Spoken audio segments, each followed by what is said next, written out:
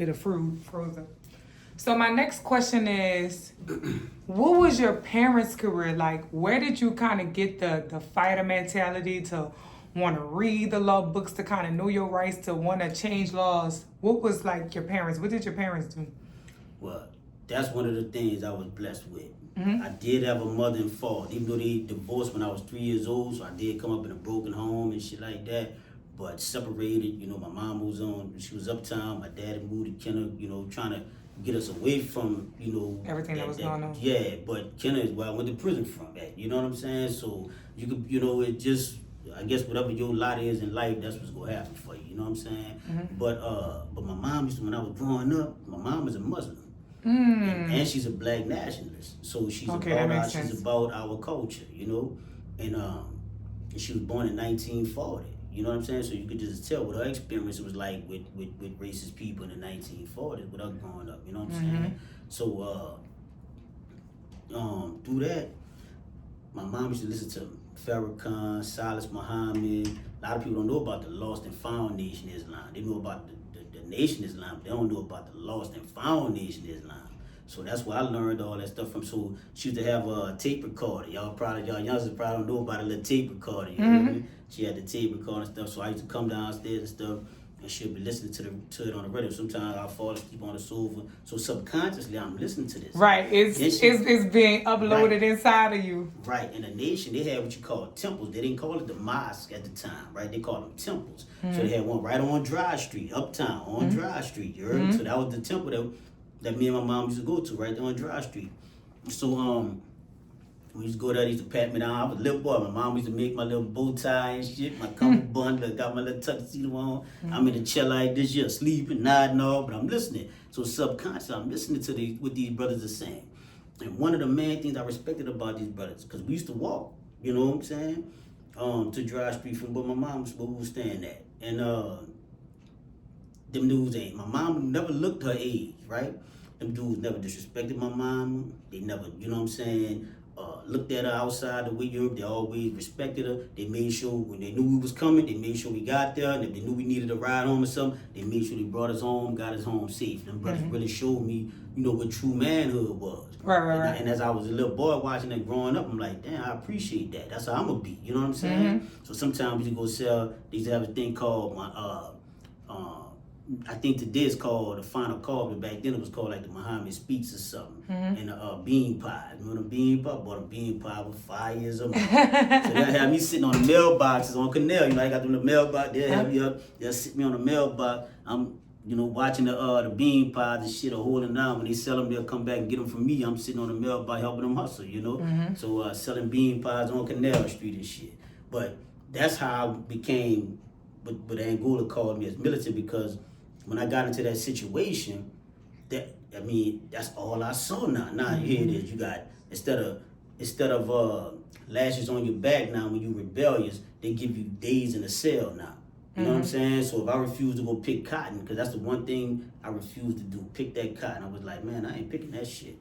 That's my only. And you went to jail in 1994? 94. And that was still happening, picking cotton? They was still picking cotton in 1994.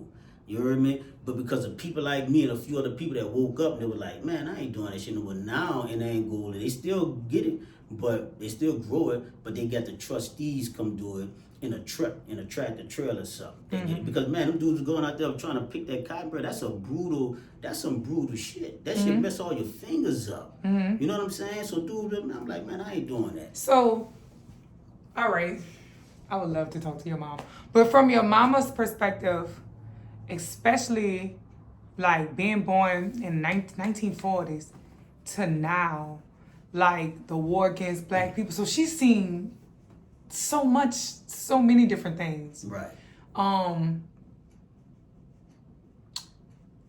How did she, like, what was her first reaction when you got the time? She instantly knew it wasn't, like... Oh, it's all in the transcript. Soon as that judge said, when they said guilty, you heard me? And soon as then when we went to the sentence, and that judge said life without parole plus 30 years, man, my mama jumped and said, you don't have the last word. Mm. My mama. So that shit echoing right now through the halls of the justice. You heard me? That Right. shit, you know what I'm saying? And that's one of the things that people that know my story, that know that part right there, when they see my mama, that's all they remember. Like, damn, it took 25 years. She 85 years old. She lived to make sure she seen her baby boy. Man, come home, that's she crazy. told him, you ain't got the last word. So I just went in there, and because a lot of times when they put me on lockdown, that's where they fucked up at. If they'd have just left me in population to just run around and just, play cards and dominoes. Get distracted. Yeah, the distraction. If they would have just let me do that, I probably wouldn't have developed into the mind state that I have today. But because they kept locking me down, they kept being the fear in my mind, that's what helped my mind grow. So when they was locking you down, I just went to study. I was about to say, so when they lock you down and they separate you from everybody, do they give y'all books in? Well, if you're in a dungeon, you can't have nothing. Nothing. They make you strip butt naked and they just give you a hot, we call it a monkey suit.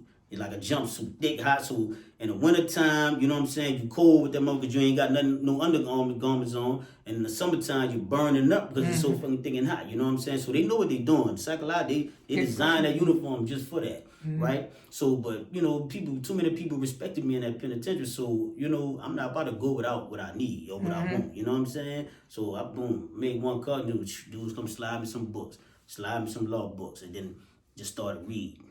Then next thing you know, because like, if I'm not reading, I used to check out these dudes that they'll know how many bars and bricks is in that cell.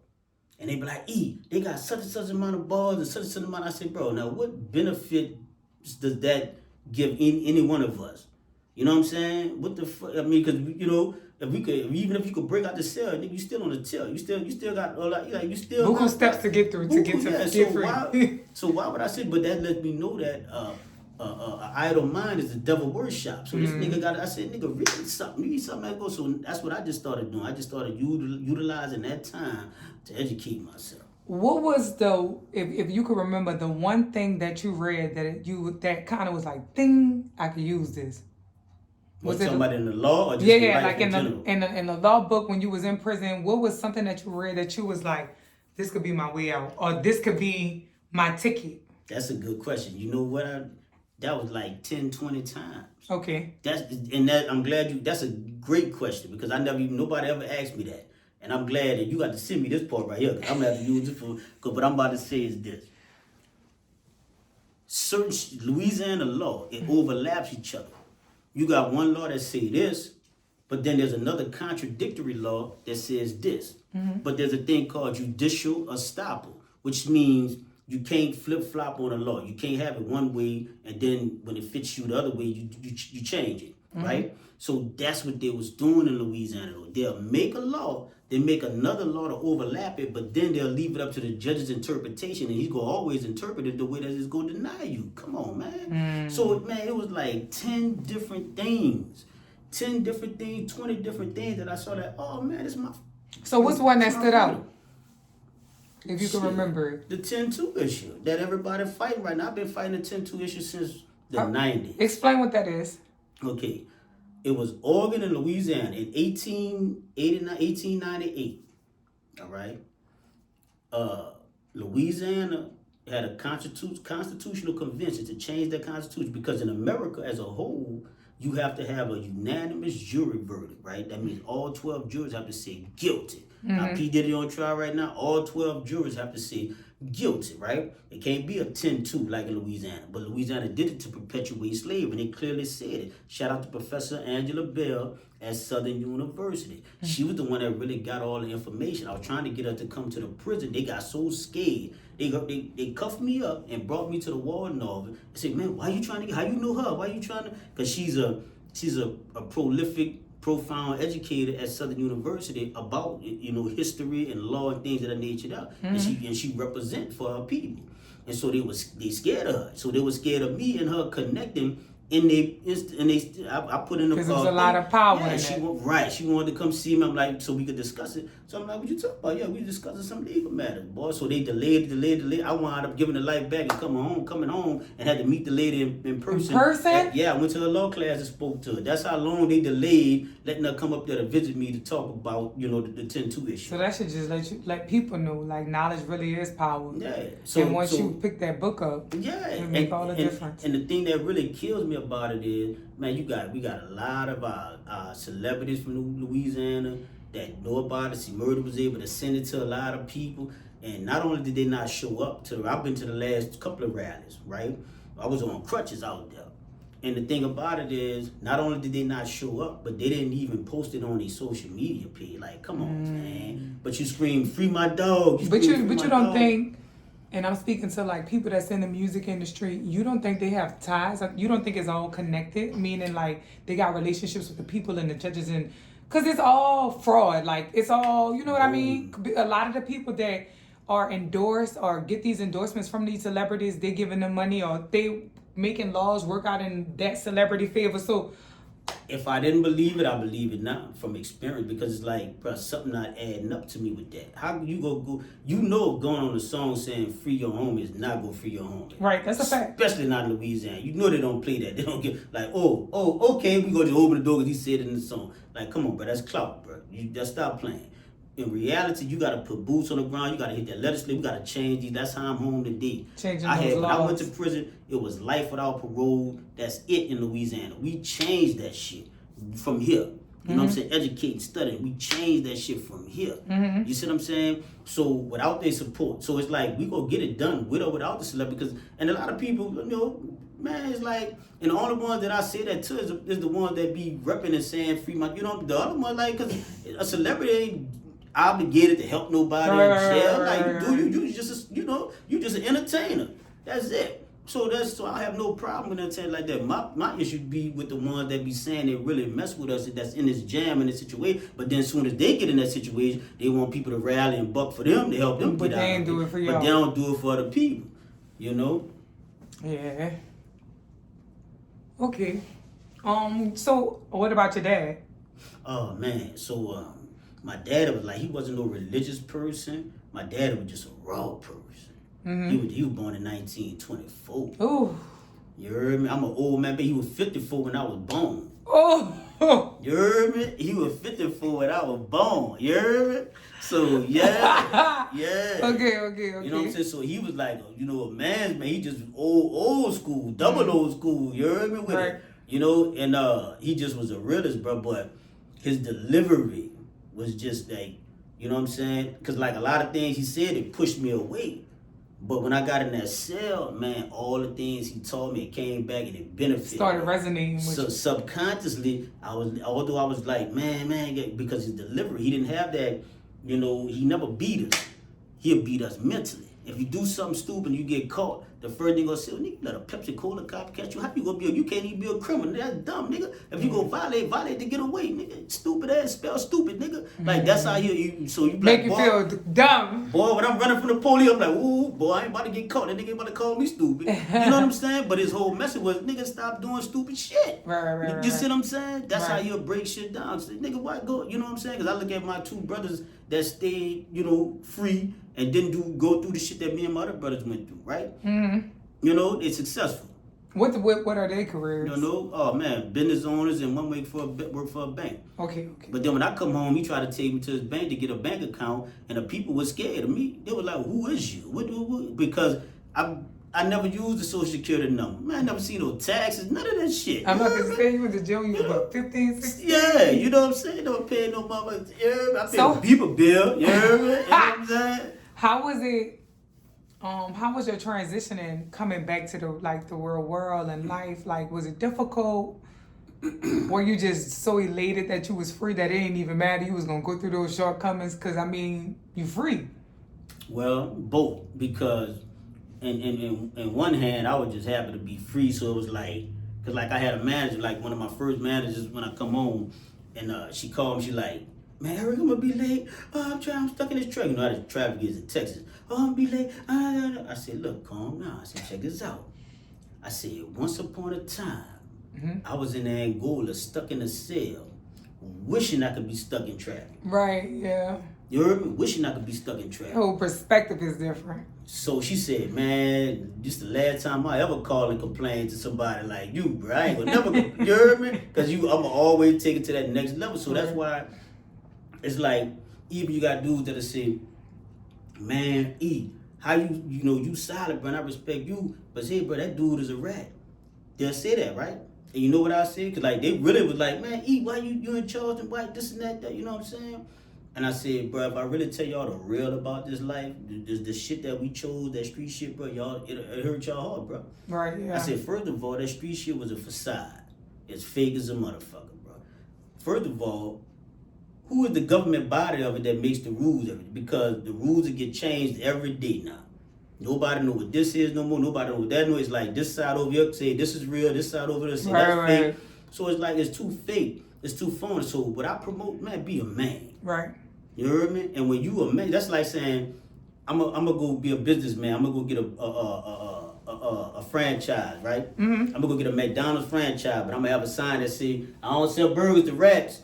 How long you think my your franchise business gonna stay? Like that's just so that's why a lot of let's just be honest, bro. People say that we want it to go back to segregation because if we have white companies or business that's saying, "Oh, we don't fuck with black people or no blacks here," we gonna bring them out of business. Look at what Target is going through now. You understand what I'm saying? People be so fake and they be trying to make shit real that ain't. They be trying to fit squares into circles. You know what I'm saying? It's like, bro, call this. Let's be real with this shit. Right. You know what I'm saying? And then I'd rather fuck with somebody that tell me what the fuck they really is and I know what they are than somebody who's saying they wouldn't do that to me. Then as soon as I'm in that situation, boom, they do it. They do it. Like, too. come on, man, let's be real. Okay, you know, yeah. because and I've been seeing a lot of shit with these so-called silent niggas out there. Them niggas competing with one another. They don't want to see you get more than them. They don't want to see, instead of coming together and uniting. I've been experiencing that. I mean, I'm dealing with some dudes, man. They got way more money than me, way more fame than me, saying how much they respect me and my story and all that. But everything I'm doing, I'm getting it out the mud. Yeah. So can't nobody tell me shit about what I'm doing. You heard me? I been solid for 9,125 days. You can't fake that shit. So don't tell me nothing about I'm a free man. I'm a civilian. You heard me? I'm a law-abiding civilian right now. I ain't telling on nobody business. I ain't getting in nobody business, so don't get in mine. Leave me if I'm gonna do what the fuck I want to do. Straight up. For real. All right. Well, I wanted to go over too long, so tell the people where they can find you. Any books, anything that you got that they could purchase, learn more about your story. Oh man, well we about to do the book coming soon, real soon. You know what I'm saying? Then we got some. I'm negotiating with some stations with my documentary. Mm-hmm. That's I know the people been waiting on that since I've been home, but that just go to tell y'all like why. I mean, y'all should start it because like I don't get on these podcasts just to start throwing in about the movies and y'all gonna say I'm clout chasing up. But if I told y'all really about a lot of shit that motherfuckers that's trying to gatekeep on me and play these games, man, y'all would be fucked up. Y'all would be mad at them for real. You know, because y'all know I ain't fucking lying and capping. You know what I'm saying? I just choose to do it and go about this social media shit a whole nother route. You know what I'm saying? Because I don't think that I gave that life sentence back to come home and be on the bullshit. You heard me? Yeah, I feel so I just deal with whatever and I just overcome it and I just, keep going through it. And I know that was meant for me, it's going to come. So yeah, so y'all can follow me on eSolid365 on Instagram, Eric E. Solid Brown on Facebook, and eSolid Official on TikTok. I had to get a whole new TikTok because I transferred the stuff from my old phone. Man, I got on an iPhone for the first time. Don't know how to use it. I'm learning how to use it. You heard me, bro? Man, so I had to change. I don't know how to get into my old Instagram. Old TikTok. It's usually your number. Yeah, but I want y'all to help me blow up my get my stuff back together for Solid Point of View TV on YouTube, dude. That's what. I think that'll be your niche. That'll be. Yeah. If you break it down, you would do 10 minutes per line or something. Like you could really. Cause you just brought out you asked me some shit that I gotta use on my channel. I think I might give you too much. I'm telling you. Yeah. All right. Well, thank you, E. All right, y'all. Salute.